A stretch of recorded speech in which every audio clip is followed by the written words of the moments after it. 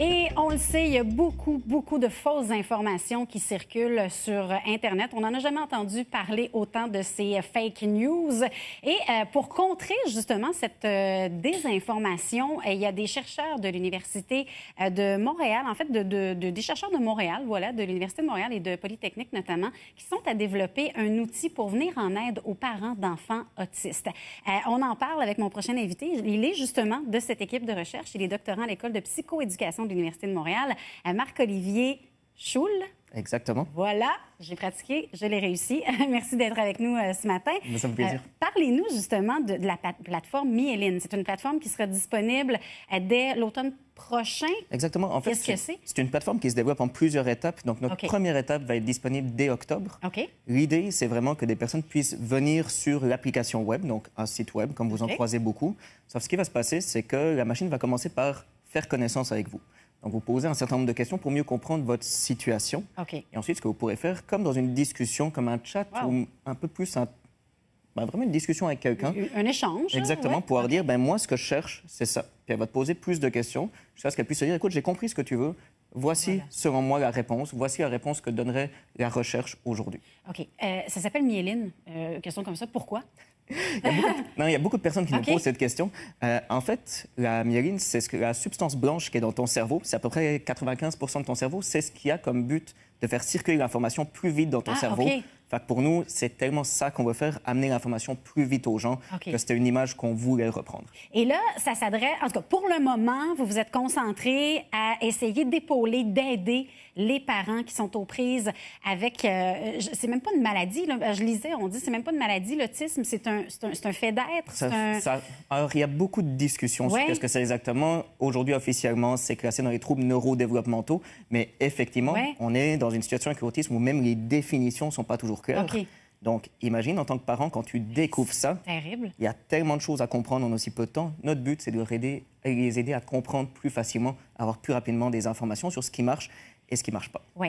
Et j'ai pris le temps, là, je lisais un peu là-dessus, puis c'est épouvantable, là, tout ce qui circule comme fausse information sur différents sites Internet. Donc, c'est ça qui vous a mis la puce à l'oreille. Et là, vous avez dit, c'est assez, il faut vraiment déboulonner tous ces mythes-là. Parlez-nous justement de quelques-uns d'entre eux. Là. Et en fait, même avant ça, pour t'illustrer ça, moi, à la base, je n'étais pas du tout dans le milieu de l'autisme. Moi, je me spécialisais dans ce qu'on appelle le transfert de connaissances, donc vraiment faire circuler l'information, mais pas spécifiquement en autisme. Ça a été vraiment plus tard, par des amis, par mes stages, par le travail que j'ai fait en tant qu'intervenant, que j'ai découvert le milieu de l'autisme, puis que j'ai vu le nombre d'informations qui circulaient dedans, dont on sait depuis longtemps, depuis parfois des dizaines d'années, que c'est objectivement faux.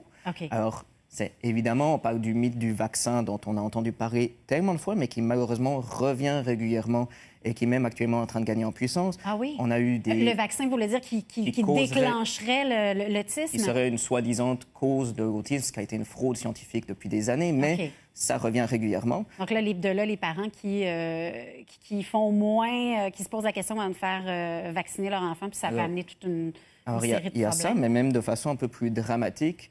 La théorie du vaccin a souvent été associée à une théorie comme quoi c'était lié au mercure dans les vaccins, ce qui est complètement faux, ce qui amène certaines personnes à se dire « mon enfant est empoisonné au mercure », donc à amener des personnes à aller faire des traitements contre les métaux lourds, comme la chélation, ce qui a eu comme effet il y a quelques années, notamment aux États-Unis, d'avoir un enfant qui est décédé de ça, n'ayant pas justement de métaux dans son sang. Ça a attaqué ses os, ça a attaqué son calcium. Donc, on crée d'autres problèmes à travers ces mythes-là.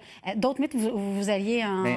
On a l'exemple du gluten qui revient régulièrement. Il peut y avoir des enfants autistes, évidemment, qui ont des problèmes gastriques ou pour qui arrêter le gluten serait bon. Mais comme quoi ce serait la cause de l'autisme, et surtout qu'on va soigner les enfants avec une diète sans gluten, c'est au mieux tirer très, très loin les données scientifiques. Et ça a une très faible chance de marcher, pour ne pas dire aucune chance. Et ça coûte cher, ça prend du temps, ça prend de l'énergie, comme beaucoup de mythes. Et c'est ça le problème, c'est que les parents n'ont pas forcément l'énergie et le temps d'investir dans des choses qu'ils ne savent pas ou qu'ils savent qu'ils ne vont pas marcher. Et là, dans le fond, votre but, c'est d'essayer de guider davantage ces parents-là, parce que j'imagine que quand on reçoit ce diagnostic-là de notre enfant, on se sent complètement démuni. Là. On est prêt à peu près à faire n'importe quoi. Là. Mais c'est exactement ça. Beaucoup de parents avec qui on a discuté, parce que nous, on est chercheurs, donc on collabore beaucoup avec les parents et les personnes autistes elles-mêmes pour être sûr que ce qu'on fait a du sens, nous disent exactement ça. Quand on reçoit le diagnostic, on veut que ça aille mieux, on est prêt à s'investir dans n'importe quoi. Et c'est normal. Je veux dire, je serais exactement pareil. C'est vraiment pas une critique envers les parents. Non, c'est ça. Mais malheureusement, ça veut dire qu'il y a beaucoup de personnes, parfois bien intentionnées, qui donnent des fausses informations sans le savoir. Aussi des personnes parfois plus mal intentionnées qui ont réalisé qu'il y avait un marketing à faire là-dedans et des bénéfices à faire, qui peuvent les voir comme des proies. Et nous, notre but, c'est d'essayer de les aider là-dedans. Le problème qu'on avait jusqu'à présent, c'était que l'information existait, mais était massive. Je prends souvent cet exemple, mais moi, en tant qu'intervenant, il faudrait que je lise à peu près 18 heures par jour pour me tenir à jour dans l'autisme. Donc, c'était déjà pas possible de le faire. Puis même l'information qu'on voyait, c'était rarement sur les choses qui ne marchaient pas. Qu'est-ce qu'on a démontré qui ne marchait pas? Donc, on veut vraiment amener toute cette information le plus rapidement puis plus facilement pour les parents, qui puissent utiliser leur énergie, pas à chercher ces informations-là, mais à passer du temps avec leur enfant, à s'investir avec, à passer aussi des bons moments, à utiliser leur énergie différemment que simplement passer des heures sur Internet. Et là, on parle d'autisme, mais ça pourrait aussi, ça pourrait être bien pour toutes sortes d'autres situations également. Là. Oui. Le problème du transfert de connaissances, que justement ce problème entre ce qu'on fait en recherche et ce qui arrive auprès des gens, c'est un problème majeur. En santé publique, on sait qu'il y a à peu près 15 % de l'information qui circule. Cette information prend à peu près 17 ans pour se rendre.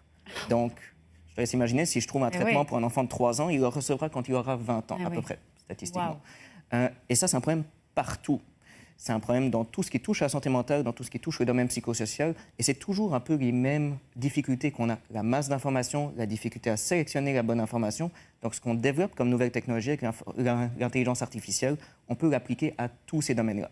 On préfère commencer par l'autisme parce qu'il y a un gros besoin à très court terme. Mais évidemment, on aimerait l'étendre de plus en plus. Et là, la plateforme qui est en fin de développement et elle devrait être accessible autour du mois d'octobre, c'est ça? Vers fin octobre, en fait, on est encore en sociofinancement pour améliorer certaines parties. Donc, on peut vous aider. Oui, les bien gens sûr. qui sont intéressés à apporter leur soutien. Alors, toute personne qui est intéressée à avoir des informations sur l'autisme ou qui croit simplement au projet, oui, bien sûr, on est sur la plateforme de La Ruche. Et non seulement on offre un accès pour la plateforme, mais aussi on offre déjà certaines informations qui peuvent aider les gens. Donc, évidemment, n'hésitez pas.